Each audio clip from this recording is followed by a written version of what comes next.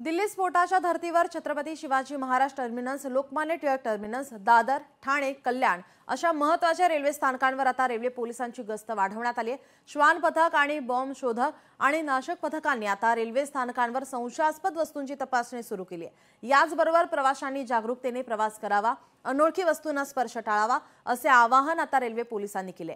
स्वप्नील नीला यांच्याशी बातचीत केली आहे आमचे प्रतिनिधी चेतन नावरे यांनी।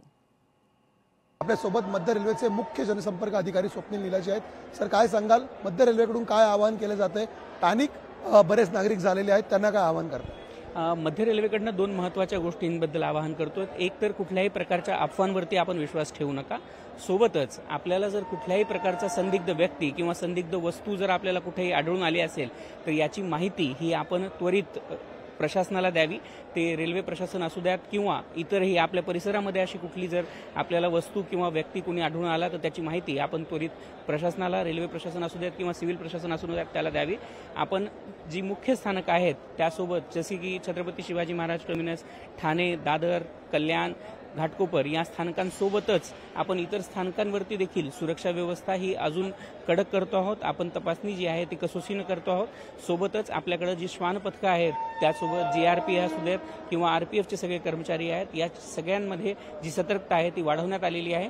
आणि आमची सर्व नागरिकांना देखील ही विनंती आहे की कृपया कुठल्याही प्रकारच्या अफवांवरती विश्वास ठेवू नका आणि आपल्याला जर कुठलाही संदिग्ध व्यक्ती आढळला तर त्याची माहिती ही आपण प्रशासनाला त्वरित द्यावी। एकंदरीत ज्या प्रकारे पाहतोय की सतर्कतेचा इशारा रेल्वे प्रशासनाने दिलेला आहे आणि प्रशासन देखील सज्ज आहे सुरक्षेसाठी। मात्र नागरिकांनी पॅनिक होता कामा नये, घाबरण्याचं कारण नाहीये।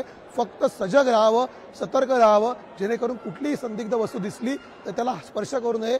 थेट पोलिसांना या संदर्भातील माहिती द्यावी असं आवाहन रेल्वे करत आहे। कॅमेरामन राजेश मन्यारसह मी चेतन नावरे, मुंबई। लोकशाही मराठी ऐका, पहा, जागरूक रहा।